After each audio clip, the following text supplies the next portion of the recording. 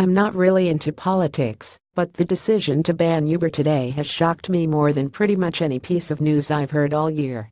I'm a 29-year-old woman who works in London. My job, I'm an events manager at the Spectator, often requires me to work late into the night, and Uber is the quickest, cheapest, safest way to make sure I get home and get a good night's rest before having to get up early for work the next day. My friends who work night shifts rely on Uber to get home when public transport isn't reliable enough and doesn't run all through the night. For some, the loss of Uber in London will be of inconvenience. But for women like me, it's a huge threat to our safety. Transport for London TfL has said that the app that allows people to hail a ride within minutes was not fit and proper to hold a London private hire operator license. This is the same TfL that is notoriously unable to guarantee the safety of passengers. Last Saturday night I was trekking back from East London on the tube, only to be accosted by a drunk passenger who cornered me and started yelling abuse inside the station. I was then followed out of the station and accosted again, to the point where I had to leg it down the street in my high heels, tripping over my dress. This is what will be waiting for young female Londoners after the Uber ban. The alternative is not a black cab. We can never afford that. That's if we can find them late at night, and if they'd agree to go to the cheaper parts of London. I live in Brixton, and hailing an Uber to go 5 minutes down the road is much easier and safer than the thought of walking the journey in the dark, late at night.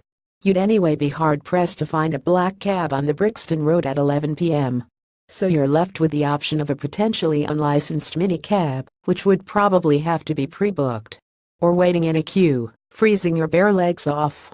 Not only will the loss of Uber in London encourage women to put themselves at risk by walking shorter journeys, but we're all very much aware of the risks of getting into an unknown car.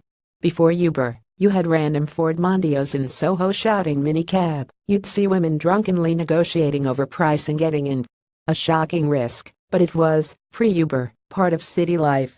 People didn't wait for a licensed cab, as these firms run out of vehicles as soon as the pubs closed. The alternative to Uber is unlicensed cars, and women at far greater risk. And in the age where women are still accused of bringing it on themselves is when they are the victims of sexual attacks because they're wearing provocative clothing, we should be making it easier for women to enjoy their lives independently. Admittedly, there are reports of Uber failing to report sex attacks by drivers. But it's never quite clear if these reports are exaggerated or how the figures for Uber attacks compare for black cab drivers. Perhaps Uber needs to address this in its appeal for its license. Drivers should have to undergo DBS checks, like the black cabbie driver does. You can already send a link to friends so they can track your data, so asking for greater checks on drivers doesn't seem like too much to ask of Uber if they want to keep their license. Finally, as a millennial Londoner, I'm used to everything happening instantly and on demand. If Transport for London takes that ability away, it will slow down the pace of life in our capital.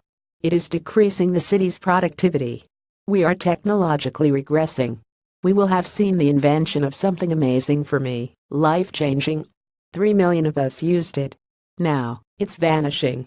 So before TfL take the side of the black cabbies, I want to know if TfL is going to make the tube 24 hours, 7 days a week. Given the protests and strikes last time, I don't see that happening anytime soon. Is TfL going to make sure there are more staff on carriages to make sure passengers can reliably get to where they need to be, without delay, without threat? Uber has been banned on spurious grounds of corporate responsibility. But where is TfL's corporate responsibility? Because right now, all over London, women will be appalled. Mothers who relied on Uber to get their daughters home at night will be appalled. People who live in poorer areas, where black cabs tend not to go, will be appalled. The alternative, for women like me, is not a black cab. It's more danger, greater fear, and a London that will become a far worse place to live.